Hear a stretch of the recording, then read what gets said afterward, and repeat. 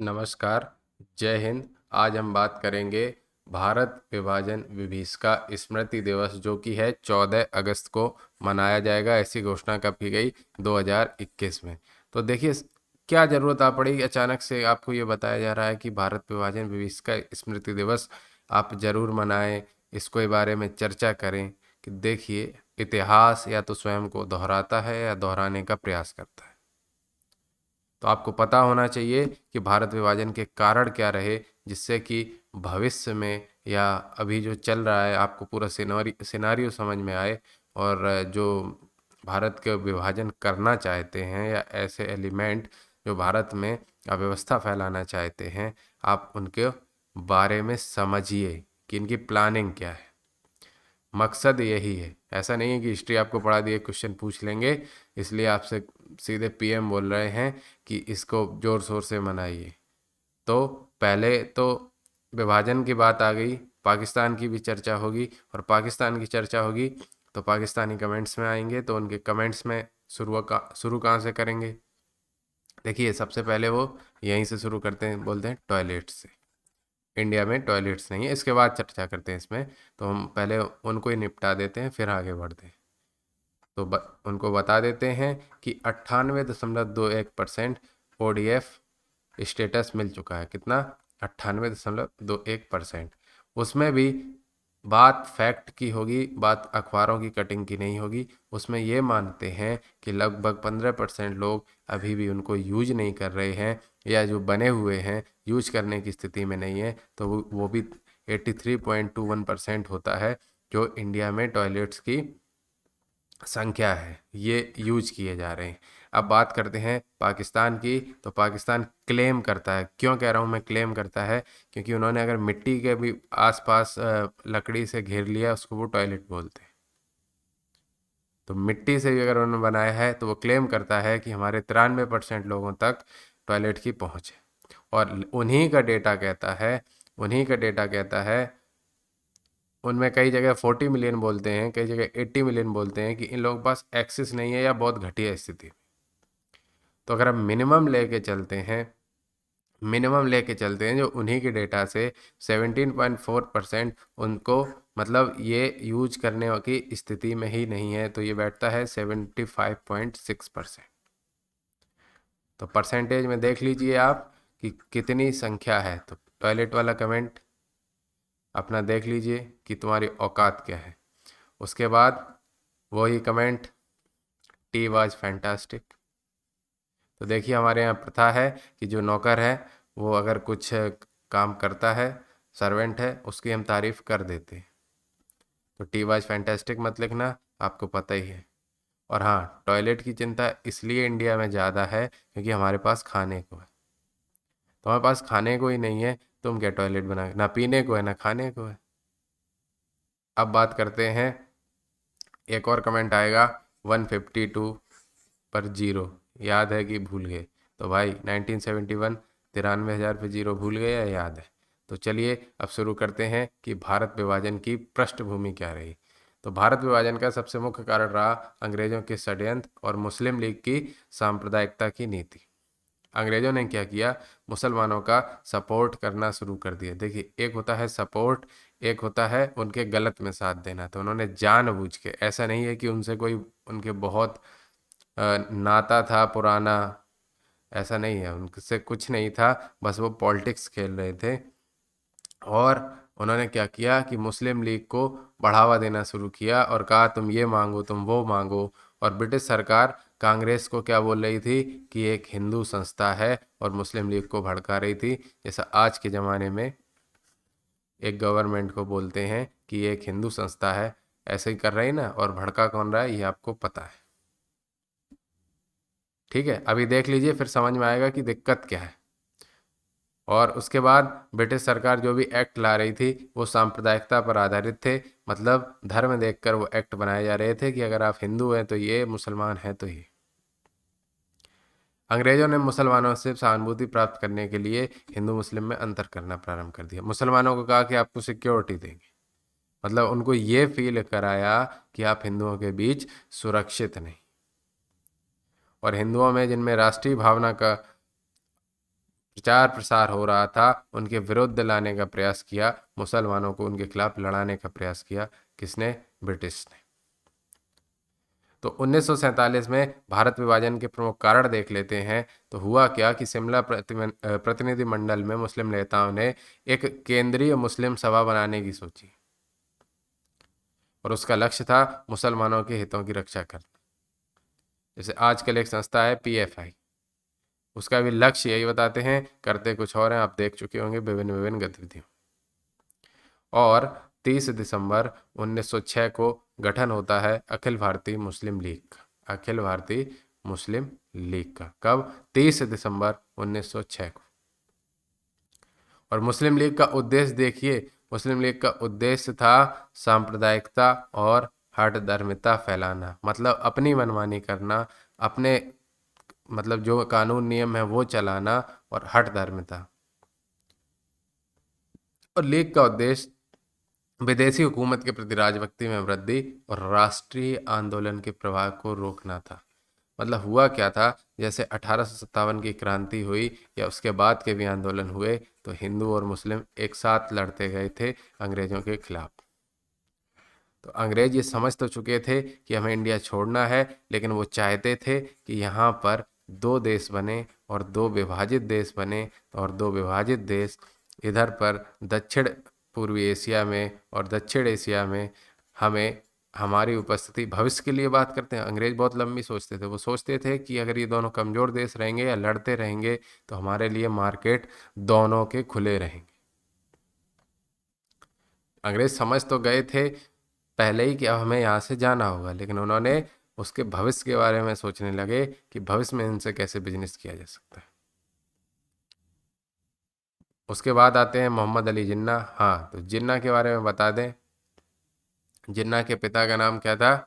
पूंजा जिन्ना भाई, और माता का नाम मीठी बाई जिन्ना। और ये परिवार 2 पीढ़ी पहले कन्वर्ट हो गया था हिंदू से मुस्लिम।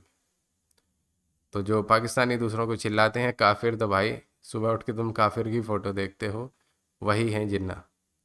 उसके बाद अली बंधु, अजमल खां और डॉक्टर अंसारी जैसे मुस्लिम नेताओं ने मुस्लिम राष्ट्रवाद के उत्कर्ष को और सांप्रदायिकता को बढ़ाने में महत्वपूर्ण योगदान दिया। इन्होंने बताया कि आप सुरक्षित नहीं हैं, आपके ऊपर अत्याचार हो रहा है। भारत की यही तो अच्छाई है कि यहाँ पर लोगों को बताना पड़ता है कि आप असुरक्षित हैं। नॉर्मल इंसान से जाके पूछेंगे आप असुरक्षित हैं, वो कहेगा नहीं सब ठीक है। एक गवर्नमेंट की बात नहीं कर रहे, किसी भी गवर्नमेंट में, लेकिन उसको फिर बताओ कि हिंदू असुरक्षित है, मुस्लिम असुरक्षित है, सिख असुरक्षित है, फिर उसको लगने लगता है कि हाँ वो असुरक्षित है। तो भारत विभाजन का दूसरा कारण था कांग्रेस की संतुष्टिकरण की दुर्बल नीति। होता क्या था, जो भी मुस्लिम लीग अनुचित मांग होती थी कांग्रेस मान लेती थी। कांग्रेस क्या करती थी कि जितना भी अपना सिद्धांत था उनके विपरीत भी चली जाती थी। 1916 का लखनऊ समझौता भी सबसे बड़ी कांग्रेस की भूल थी, और उसमें मुसलमानों के लिए अलग पहले तो प्रतिनिधित्व दिया और उसके बाद भी नहीं माने, और जनसंख्या से अनुपात से ज़्यादा उनको सभाओं में सदस्य भेजने का अधिकार भी दे दिया। मतलब आबादी के परसेंट से भी ज़्यादा उनको सीट्स दे दी। इससे क्या हुआ, देखिए किसी पर हाथ पकड़ाओ तो वो सर पे चढ़ने लगते हैं। अब बात करते हैं सांप्रदायिक हिंसा की। तो पहले खिलाफत आंदोलन और असहयोग आंदोलन के समाप्त हो जाने के बाद सांप्रदायिक विद्वेष की आग बढ़ने लगी। खिलाफत आंदोलन क्या हुआ, वो खलीफा से संबंधित था और उसका भारत से कोई लेना देना नहीं था, लेकिन भारत में ही विरोध हुआ। जैसे आजकल होता है ना कि इजराइल अटैक करेगा फिलिस्तीन पर, और तकलीफ कहाँ होगी? हिंदुस्तान में। हिंदुस्तान पर अटैक होगा, हिंदुस्तान पर अटैक होगा या कोई न्यूज आ जाएगी कि चाइना ने अटैक कर दिया, तो उस पर स्माइली बना देंगे हंसते हुए, 56 इंच लिख देंगे, 56 इंच, मतलब हिंदुस्तान हारे तो इनको फ़र्क नहीं पड़ता। लेकिन हिंदुस्तान के बाहर कुछ हो रहा है खलीफा के खिलाफ, या फिर इजराइल कुछ कर रहा है, तो तकलीफ कहाँ हुई? हिंदुस्तान। और 1921 में मालाबार में मोपला विद्रोह हुआ और उसने हिंदू मुस्लिम सांप्रदायिकता की को चिंगारी प्रदान की। हालांकि मोपला विद्रोह पहले तो जमींदार जो थे ज़्यादातर हिंदू ही थे, तो जमींदारों के खिलाफ था, लेकिन उसके बाद उसने सांप्रदायिक रूप ले लिया था। और 1922 से 27 तक हिंदू मुस्लिम उपद्रव चरम पर थे और दोनों संप्रदाय की एकता का अंत होने लगा था। सच तो ये था कि एकता कभी नहीं थी, सबके अपने अपने स्वार्थ थे। दोनों अपनी अपनी आज़ादी को लेकर लड़ना चाहते थे और ये चाहते थे कि आज़ाद और अलग नहीं होना चाहते थे, ये बात ठीक है। लेकिन सभी के अपने स्वार्थ होते हैं, हर आदमी स्वार्थी है और स्वार्थी होना गलत नहीं है, लेकिन स्वार्थ में अंधा होना गलत है। तो अभी तक स्वार्थी थे तो साथ रह रहे थे, साथ काम करते थे, साथ रहते थे, कोई विद्वेष नहीं था। लेकिन खिलाफत आंदोलन के बाद लोगों को समझ आने लगा कि इनको अपनी चिंता नहीं है, देश की चिंता नहीं है, इनको किनकी चिंता है, खलीफा की और खलीफा से संबंधित चीज़ों की। मतलब धर्म बड़ा है देश से, ये बात लोग समझ गए थे। और उधर पर मुस्लिम लीग क्या कर रही थी, लोगों के बीच जा जा के बार बार कह रही थी कि हिंदू राज है, हिंदू राज है, हिंदुओं का राज है, तुम सुरक्षित नहीं रहोगे। वही काम आप समझ रहे हो, मुस्लिम लीग ने जो किया था वही काम अभी कोई और कर रहा है कि हिंदू राज है, हिंदू राज है, तुम सुरक्षित नहीं हो। और उससे क्या होता है, विभाजन को बढ़ावा मिलता है, लोगों के अंदर भावनाएं आती हैं कि हम अलग होंगे तो सुरक्षित होंगे। अब आते हैं पाकिस्तान की मांग। तो 1930 में सर है हटाओ सर है मोहम्मद इकबाल मुस्लिम लीग का सभापति बना और उसने अपने भाषण में कहा कि मुस्लिम हितों की सुरक्षा एक पृथक राज्य की स्थापना के द्वारा ही संभव हो सकती। और इकबाल की उस बात को सभी बुद्धिजीवियों को गंभीरता से प्रभावित किया। तो अगर आप कहते हैं कि इसका कारण अशिक्षा है तो आप या तो मूर्ख हैं या दूसरे को मूर्ख बना रहे हैं। आतंकवाद, दंगा, इनका कारण अशिक्षा कभी नहीं हो सकता। आतंकवाद, दंगा अगर इनका कारण अशिक्षा होता तो भारत बहुत पहले, जिस साक्षरता में बहुत पिछड़ा हुआ था जो, तो इंडिया में सभी आतंकवादी होते, नेपाल भूटान सब आतंकवादी होते, और भी अफ्रीकी देश हैं जो बहुत गरीब हैं, सब आतंकवादी होते, सब दंगे कर रहे होते। तो ये बहाना देना बंद करो कि नक्सली या आतंकवादी हैं, ये अशिक्षा की वजह से, अशिक्षा नहीं गलत शिक्षा की वजह से ही आतंकवादी। तो जब इसने कहा कि एक अलग राज्य बनाएंगे तो समझ लो ये सब पढ़े लिखे लोगों ने कहा कि बहुत बढ़िया, बहुत बढ़िया, क्या बात कही है, ठीक है।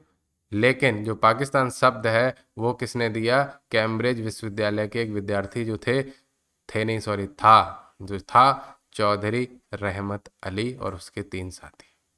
और 1933 में उसने एक छोटे से पैम्फलेट अब या फिर कभी नहीं में लिखा था और ये शब्द प्रयोग किया था पाकिस्तान। और उसने क्या कहा था कि दक्षिण में हैदराबाद, उत्तर पूर्व में बंगाल और 3 मुसलमानी राज्यों को मिलाकर एक संघ में सम्मिलित करके उनका नाम पाकिस्तान रखा जाए।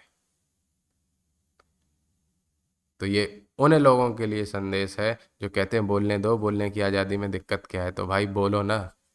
स्वतंत्रता अलग चीज है और स्वच्छंदता अलग चीज है। एक भी, ये देख रहे हो, एक विद्यार्थी था, उसने ये लिखा, नाम दिया और क्या कहा, अब या फिर कभी नहीं। उसका इम्पैक्ट देखिए।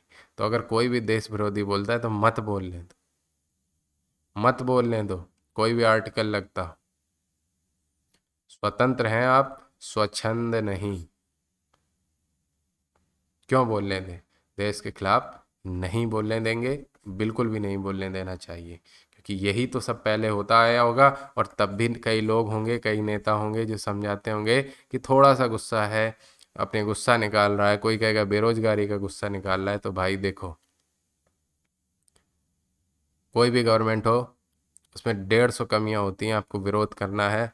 शिक्षा, स्वास्थ्य, रोजगार, भर्ती, भर्ती में देरी, 150 कारण है। महंगाई, सड़क, बिजली, पानी, नल पहुंच नहीं रहा, इन पे सब पे बोलिए ना, सपोर्ट चाहिए, सपोर्ट लीजिए। हम तैयार, इस गवर्नमेंट, कोई गवर्नमेंट, पिछली government, state government, central government, जो चाहिए बोलें। लेकिन अगर वो मुद्दे सिर्फ इसलिए उठा रहा है कि बाद में तुम्हें अपने भड़काऊ बयानों के लिए सपोर्ट मिल सके, तुम्हारा यूज कर सके, तो उसका सपोर्ट मत करिए, अपने मुद्दे अलग प्लेटफॉर्म पर रखिए। मुद्दे आपके सही होने चाहिए, और तो अपने आप सुने जाएंगे या फिर लोगों का समर्थन मिलेगा। आपको गलत होता क्या है, जैसे कोई बात है ना, तो आप तुरंत चले जाते हैं उन लोगों के पास, आप मेरी बात रखिए, सरकार के खिलाफ है, मैं भर्ती चाहिए। तो यार उसके पास जाने की जरूरत नहीं है, बहुत से लोग हैं। पार्टी की बात नहीं कर रहे हम, उन लोगों की बात कर रहे हैं जो देश के विरोध में खड़े हैं। पार्टी का है, आज इस पार्टी की सरकार है, दूसरी पार्टी के नेता के पास चले जाइए कि हमारी बात रखिए, विपक्ष का यही तो काम है। लेकिन नेता के पास जाइए जो एक्टिविस्ट बने घूम रहे हैं ना, इनसे बचिए। एक्टिविस्ट क्या है ये, जैसे ब्रिटिश थे ना, भड़काते थे और सपोर्ट करते थे। एक्टिविस्ट का सीधा सीधा सिस्टम है, खुद बोलते हैं हम हैं ओपन माइंडेड, और आप और जिनका सपोर्ट करते हैं आप कहिए तो फिर इनकी सोसाइटी में भी ओपन माइंडेड बनिए, तो ये मना कर देंगे। क्योंकि इन्हें ना उनसे मतलब है ना आपसे मतलब है। इधर कुछ घटनाएं होती हैं तो उस नाम से चंदा कलेक्ट करेंगे और अपना बढ़िया पेट भरेंगे, घूमेंगे मस्त। और उधर कुछ घटनाएं होती हैं तो खुश हैं ही हैं, क्योंकि वही तो इनके मुख्य दुश्मन है। इनका काम है चंदे का खाना, लोगों को भड़काना। इनको ना तुमसे मतलब ना हमसे मतलब। पहनेंगे खादी, हवाई चप्पल, और 5 स्टार होटल्स में आराम से घूमेंगे, आपको लगा कितनी सिंपल लाइफ जी रहे। ऐसे लोगों से, या आज़ादी के नाम पर, आज़ादी आज़ादी चिल्लाने वालों के नाम से सतर्क रहिए। ये खूब मुद्दा उठाएं, आपके कहें कि देखो बेरोजगारी, देखो भर्ती नहीं, कह दो भाई तुम रहने दो, हम अपनी बात, विपक्ष के और भी तो नेता हैं उनसे उठवाइए ना, उनसे कहिए कि हाँ आप रखिए बात हमारी। लेकिन ये एक्टिविस्ट गैंग से कहिए भाई आप रहने दो। आपकी वजह से एक तो समस्या क्या है पता है, एक तो ये हर बात का विरोध करते हैं, तो समझ में ही नहीं आता होगा। जब आप ट्विटर कैंपेन और ये जो कुछ भी चलाते होंगे तो इनको समझ ही नहीं आता होगा कि ये सही बात कह रहे हैं या इनके हर तरह के विरोध है। और यही कोई जेन्युइन आदमी, जेन्युइन में विपक्ष के नेता या किसी दूसरी पार्टी के नेता भी आते हैं, वो बात रखेगा तो सरकार भी सुनेगी, कह रहे हैं कुछ तो बात में दम होगी। लेकिन एक्टिविस्ट क्या है, तुम अगर सबको पानी पिलाने लगोगे तो कह देंगे शरीर में पानी ज़्यादा हो जाएगा, इससे भी दिक्कत हो जाएगी, ज़्यादा पानी पीने से खाना नहीं, इनको हर चीज़ से दिक्कत है। तो ऐसे लोगों से दूर रहो। ऐसे लोग विभाजन को बढ़ावा देते हैं और इनको कोई फर्क नहीं पड़ता, ये देश जैसी चीज़ में बिल्कुल भी विश्वास नहीं रखते। तो इन्हें देश से कोई लगाव नहीं है, ये होते हैं स्वार्थ, और स्वार्थी में भी स्वार्थ में अंधे। इनको चाहिए पैसा, और किसी न किसी को तो बेवकूफ़ बनाए। और ऐसे एक्टिविस्ट दोनों साइड होंगे, हम एक साइड की बात नहीं कर रहे। अब बात करते हैं 1940 की। तो 1940 के लाहौर अधिवेशन में मुस्लिम लीग ने सीधे सीधे पाकिस्तान की मांग रख दी, और पाकिस्तान की पृष्ठभूमि का निर्माण पर्याप्त समय से पहले हो चुका था। अब बात कर लेते हैं उन लोगों की या उन देशों की, खासतौर से अपने पड़ोसी, जो अपने ही लोगों को भड़काते हैं। कहते देख रहे हो हमारे पड़ोसी देश हिंदुस्तान में कितना अपनी कौम पर अत्याचार हो रहा है जब से मोदी आया है। तो भाई इससे, इस गवर्नमेंट में या इससे पहले या इससे भी पहले, आज़ादी से कभी भी किसी भी पर्टिकुलर कम्युनिटी पर ऐसा कुछ भी नहीं हुआ है। एक दो बातें छोड़ दो, और उन जो घटनाएं हुई हैं उन पर कोर्ट ने अपने निर्णय दिए हैं, कोर्ट ने सजा सुनाई है। ये कोई पाकिस्तान नहीं है, ये हिंदुस्तान है। थोड़ा सा फैक्ट्स के साथ देख लीजिए। वो लोग जो बाहर भड़काते हैं कि माइनॉरिटीज़ पे अत्याचार हो रहा है भारत में, वो भी विभाजनकारी तत्व हैं, उनको बता देते हैं। तो 2014 से पहले 20,000 स्किल ट्रेंड माइनॉरिटीज़ थी, और 5% गवर्नमेंट जॉब्स के साथ थे। मतलब जितनी गवर्नमेंट जॉब्स थी उसमें 5% में माइनॉरिटी थे, और 3 करोड़ लोग स्कॉलरशिप पाते थे, और 70% लड़कियां स्कूल छोड़ दिया करती थी।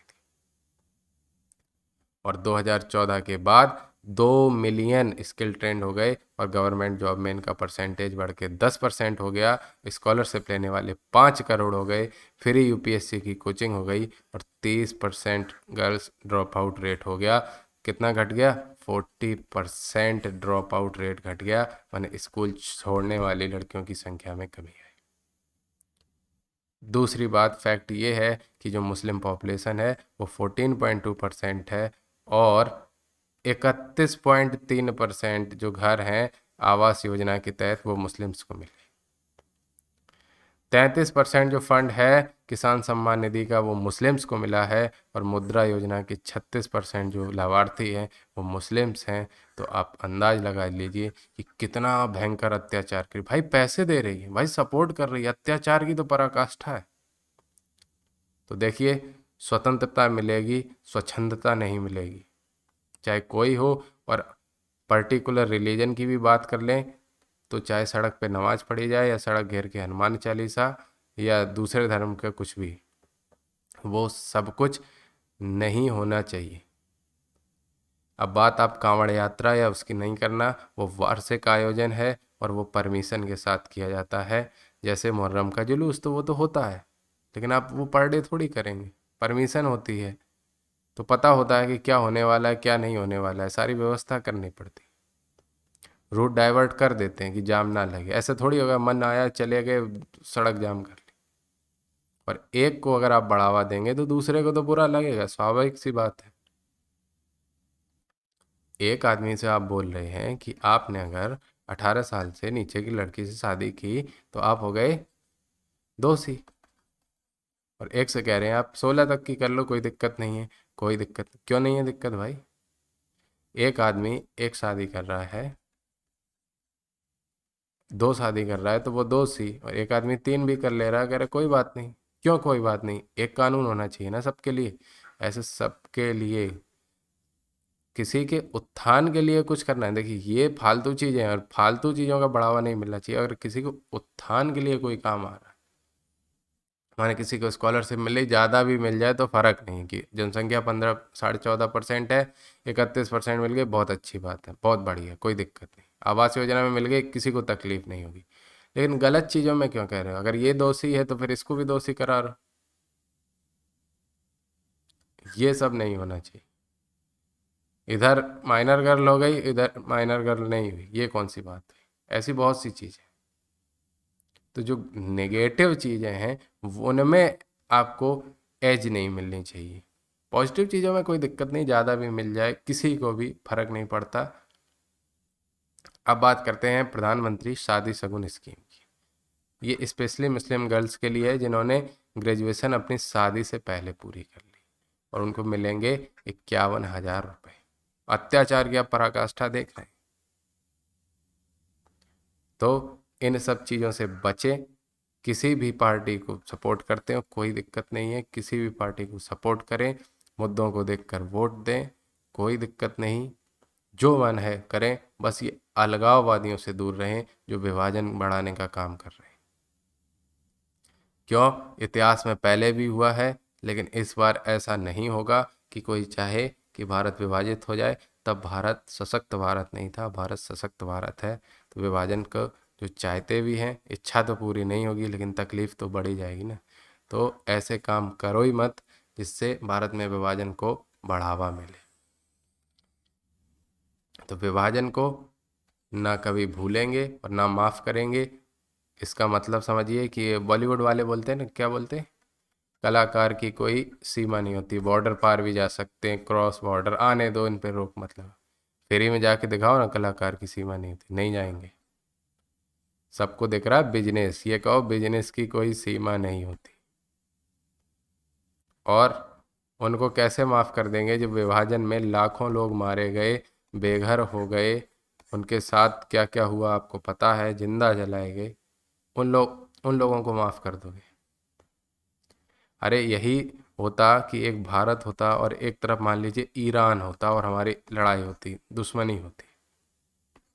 तो ईरान ने तो हमारा कोई विशेष नुकसान या कोई नुकसान तो किया नहीं है, और हम ईरान से नफ़रत रखें सिर्फ इसलिए कि वो एक मुस्लिम कंट्री है, या सऊदी से नफ़रत रखें या कतर से नफ़रत रखें, तो ये गलत है। धर्म देख के नफ़रत नहीं रखनी चाहिए।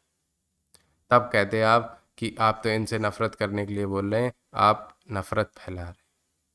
नफ़रत फैला नहीं रहे हैं, नफ़रत इन्होंने फैलाई है और बार बार धोखा भी दिया है। चलिए, विभाजन हो गया था, उसके बाद क्या हुआ कश्मीर में? आप कबायली लड़ा के लेके आ गए। उसके बाद क्या हुआ? फिर से आपने जंग छेड़ दी। फिर कारगिल हुआ। कारगिल उससे पहले वो पहुंच गए थे अटल बिहारी, चलो कि नफरत को हटा देते हैं। फिर मोदी जी डायरेक्ट पहुंच गए बिना बताए। उसके बाद क्या हुआ? पुलवामा हो गया। तो जो विश्वास पात्र नहीं है, अगर कोई सांप हो और हम कहें भाई ये सांप से दूर रहना, ये दो लोगों को काट चुका है, तो ये नफरत फैलाना नहीं है, ये अवेयरनेस फैलाना है कि ये सांप है, इससे दूर रही। और एक और बात सुनिए, आजकल बड़ा ट्रेंडिंग में है कि एक बंगाल की महिला थी, वो किसी और महिला से मिली। पाकिस्तान बोले आज हमें सारे गिले शिकवे दूर हो गए। फोटो डाली थी दोनों फ्लैग लिए हुए कि कोई दिक्कत नहीं है, ये हमारे अंदर जो भरा हुआ है ये सब गलत है, ये तो नेता लोग हमें लड़वाते हैं। अच्छा, अगर ये इतने ही भले लोग थे तो इन्होंने विभाजन को स्वीकृति क्यों दी? इन्होंने अपने नेता लोगों को समझाया क्यों नहीं? और चलो नेता लोग भड़का ही रहे थे, स्वीकृति दे दी थी, फिर लोगों को मारा काटा क्यों? अगर इतने ही आप भले थे, नेता पर्सनली तो गया नहीं होगा। और मारा ही काटा छोड़ो, फिर आप भारत छोड़ छोड़ के वहां बसने क्यों गए थे जब आपके अंदर जहर नहीं था? और अच्छा, तुम्हारे वो स्पोर्ट्समैन और आ जाते हैं कि भाई हमें कोई दिक्कत नहीं है, हंसते हुए फोटो डालते हैं। नाम समझ गए होगे, क्रिकेट वाले खास तौर से, कि कोई दिक्कत नहीं। अच्छा, तुम्हें दिक्कत नहीं है, पब्लिक को दिक्कत नहीं है, नेता लोग लड़वाते हैं, पॉलिटिक्स लड़वाती है, फिर दिक्कत फौजियों को है ना? इनकी ज़मीन इन्होंने लिखवा ली थी पाकिस्तानियों ने पैदा होते ही, जो ये लड़ने जाते हैं। अरे ये खुद लड़ने आते हैं, इसलिए तुम्हारी वजह से ये वहाँ पर हैं। इनके क्या पर्सनल है लड़ाई? तो बेवकूफ़ी वाली बातें बंद कीजिए।